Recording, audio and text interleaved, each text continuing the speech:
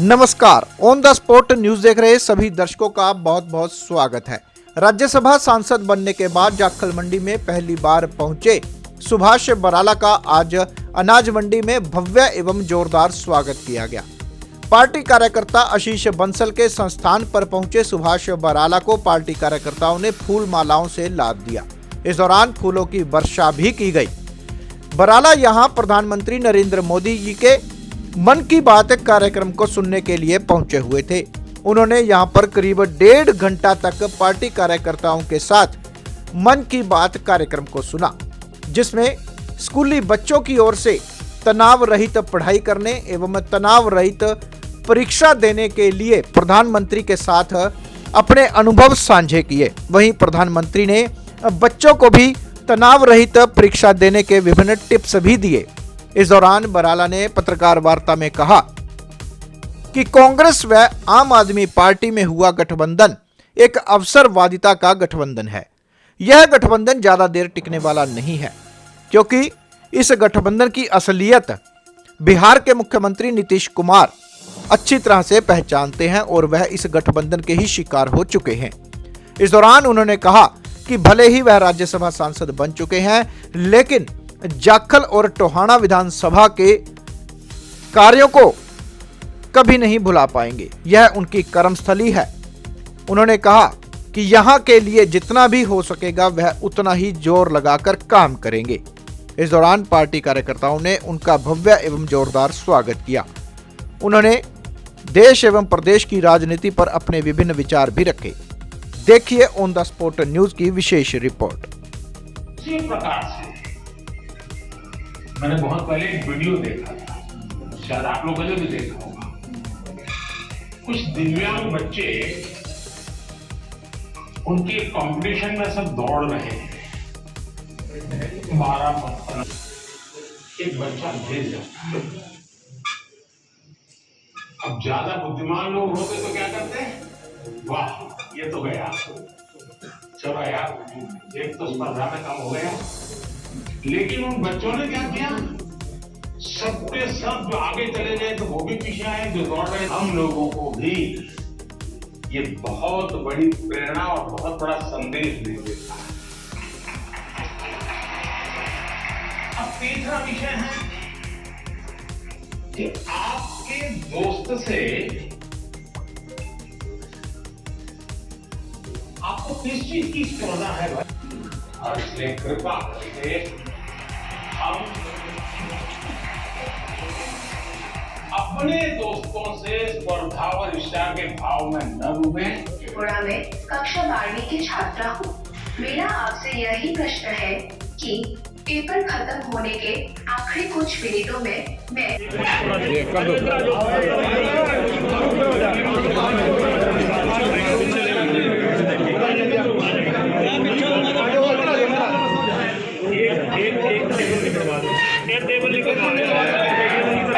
भारत माता की जय। भाई सुभाष बराला जिंदाबाद जिंदाबाद जिंदाबाद। भाई सुभाष बराला जिंदाबाद जिंदाबाद जिंदाबाद।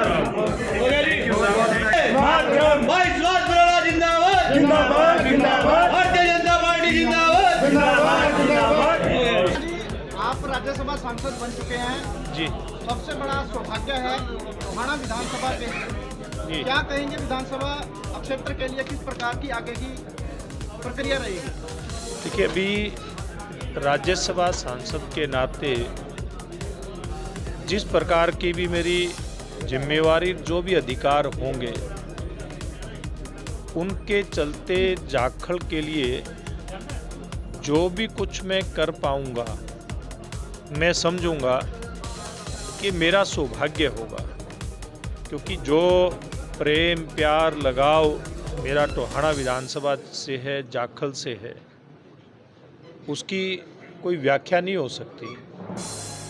इसलिए ये मेरी कर्मस्थली है और इसके लिए जो भी ज़्यादा से ज़्यादा, चाहे वो सांसद के नाते हो पाएगा या केंद्र में हमारी सरकार वर्तमान में भी है और देश की जनता के आशीर्वाद से ये लगता है कि भविष्य की सरकार भी नरेंद्र मोदी जी के नेतृत्व में ही बनेगी।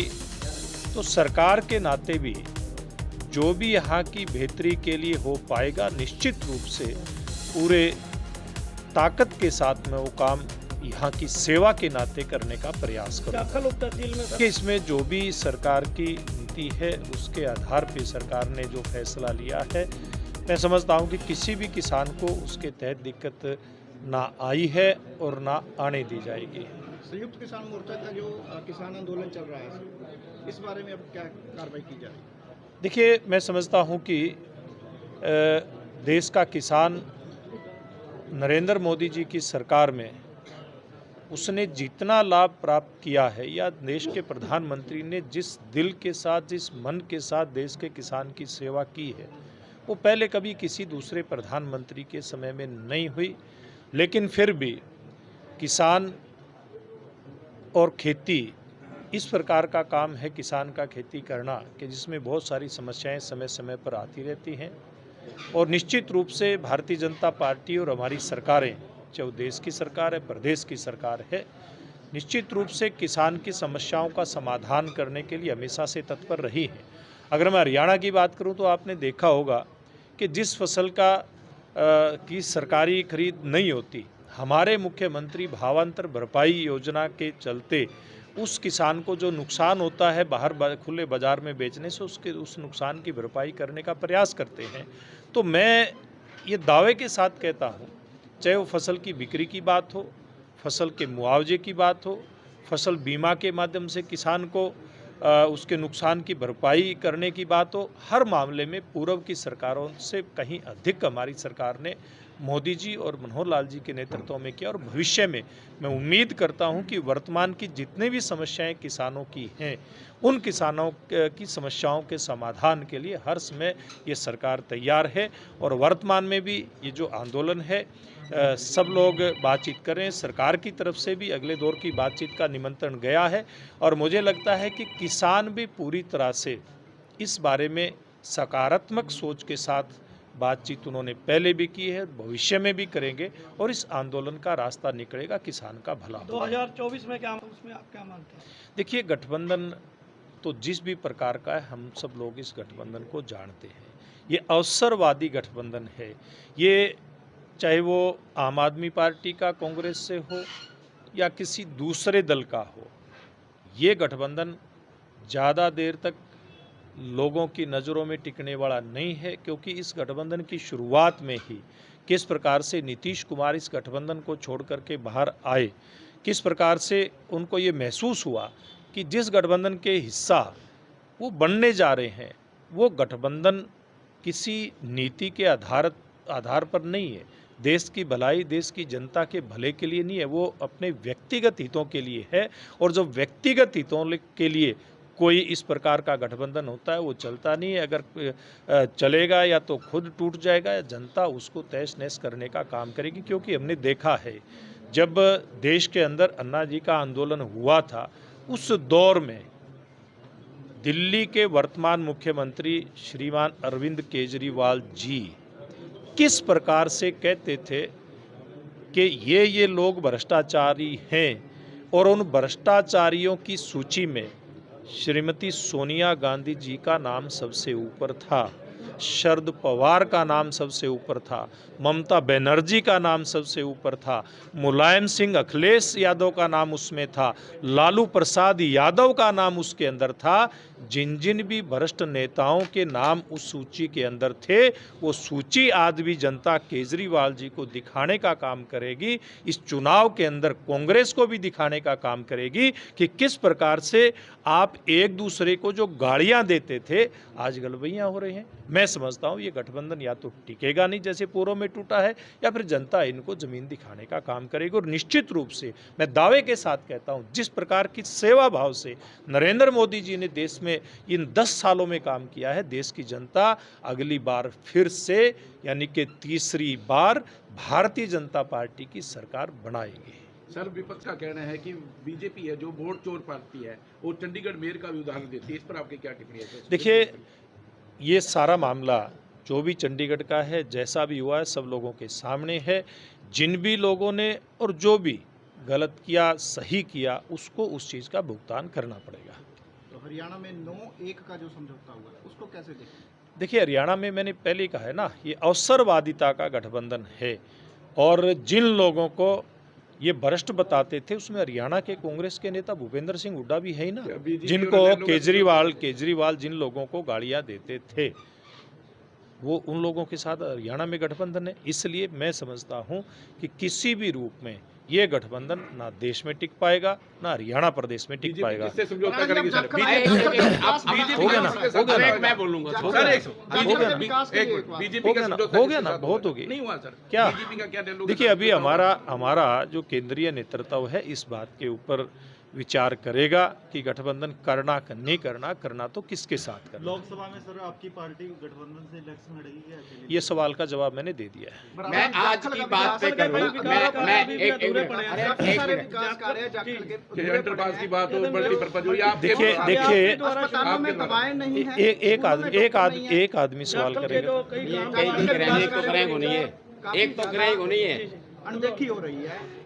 एक आदमी, कृपया एक आदमी कर लो भाई ढंग से सवाल। जाखल के विकास को लेकर पिछले काफी समय से कोई भी प्रक्रिया नहीं नजर आ रही है, कोई भी गतिविधि नजर नहीं आ रही है। अस्पतालों में दवाओं की कमी है और यहाँ के स्कूलों में डॉक्टरों देखिए, मेरी जानकारी में ऐसा नहीं है। आपने मेरी जानकारी में ये बात करवाई है। निश्चित रूप से इसका समाधान किस प्रकार से हो, मैं इस बात का प्रयास करूँगा। और मैं एक बात कहता हूँ कि जो विकास की बुलंदियाँ जाखल ने जब मुझको आशीर्वाद दिया था उस समय छुई थी, और जो काम कभी जाखल में हुए नहीं थे, चाहे वो इतने बड़े एक व्यापारिक केंद्र यहाँ पर बनकर के जो तैयार हुआ, कितना बड़ा यहाँ RUB जिसका काम किसी कारण से बीच में रुक गया था, वो आधिकारिक लेवल पे कहीं न कहीं मुझे लगता है कोई कमी रही थी। उसका दोबारा एस्टीमेट बना करके दोबारा उसका पैसा आ चुका है, उसका टेंडर हो चुका है और मुझे लगता है काम भी शायद शुरू हो गया होगा, नहीं हुआ तो जल्दी उसका काम दोबारा से शुरू हो जाएगा। जो जाखल मंडी की बहुत सालों साल से मांग थी कि जाखल मंडी का और जाखल जंक्शन का उसमें कनेक्शन नहीं था, चाहे वो तहसील इसकी प्रेमिसेस की बात हो, वहाँ बिल्डिंग की बात हो, या फिर सीवरेज ट्रीटमेंट प्लांट की बात हो, या फिर बस स्टैंड की बात हो, इतने काम गिनवाओ, या फिर इसमें बिल्डिंग बनने की बात हो, सिविल हॉस्पिटल के अंदर बिल्डिंग की बात हो, और ये जो काम हुए हैं। और इसके अलावा एक बात मैं और कहना चाहूँगा, बहुत बड़ा स्कूल की बिल्डिंग जिसका बहुत पुराना इशू था, वो स्कूल की बिल्डिंग भी आज जब हम जाखल के अंदर एंट्री करते हैं तो पुल के ऊपर से सबसे विशाल भवन और सुंदर भवन दिखाई देता है। तो हमारे प्यारे बच्चों की पढ़ाई के लिए जो हमने स्कूल का निर्माण करवाया था वो दिखाई देता है। इसलिए कहीं कोई दिक्कत ना पहले आई थी ना भविष्य में आने देंगे। मेरी कर्मस्थली है, टोहाना मेरी जन्मस्थली है, इसको छोड़ करके कहीं नहीं जाना। जिम्मेवारी कुछ भी रहे, कहीं भी रहे, और राज्यसभा सदस्य के नाते मेरी जिम्मेवारियां अलग प्रकार की जरूर होने वाली हैं, लेकिन मेरा मूल तो टोहाना ही था और टोहाना ही रहेगा। इसलिए किसी को किसी प्रकार का भ्रम, अपनी हर मन की बात पे कोई विषय को छूते हैं, और वो विषय भी जैसे कि विरोधी लोग कहते हैं ना, मोदी जी अपने मन की बात करके जाते हैं। मोदी जी इस मन की बात में कभी भी अपने मन की बात नहीं करते, वो देश के जन के मन की बात करते हैं। चाहे वो किसान की बात हो, चाहे वो किसी नए जो उद्योग में एंटर करने वाले हमारे युवा हैं उनकी बात हो, या बच्चों की बात हो जो परीक्षा के अंदर जाने की तैयारी कर रहे होते हैं, या अभिभावक की बात हो, या कोई हाथ से काम करने वाला कोई भी हमारे देश का कारीगर हो, ऐसे हर वर्ग समूह के किसी न किसी व्यक्ति जिसने कोई विशेष काम किया है, वो महिला हो पुरुष हो, उसको सामने लेकर के आते हैं। और अभी जैसे आपने सवाल किया, पीछे नरेंद्र मोदी जी ने जो परीक्षा में जो बच्चे जाने वाले हैं, ऐसे बच्चों से बात की और उनका हौसला बढ़ाया, किस प्रकार से बच्चे बिना किसी डर के परीक्षा में जाएं, और कैसे शिक्षक और बच्चे का, कैसे बच्चे और अभिभावक का संबंध संपर्क होना चाहिए, किस प्रकार से एक दूसरे के प्रति समझ बढ़ा करके कैसे अच्छे परिणाम लेकर के आए जा सकते हैं, इस प्रकार की चर्चा भी मोदी जी अपने मन की बात में करते हैं। तो निश्चित रूप से ये जो मन की बात का कार्यक्रम है देश के जन मन को प्रेरणा देने वाला है और भविष्य में भी मैं समझता हूँ कि ये कार्यक्रम जब अगली बार नरेंद्र मोदी जी प्रधानमंत्री बन करके आएंगे इसी प्रकार से चलेगा और देश के जन को प्रेरणा देने का काम करेगा। धन्यवाद जी, धन्यवाद जी।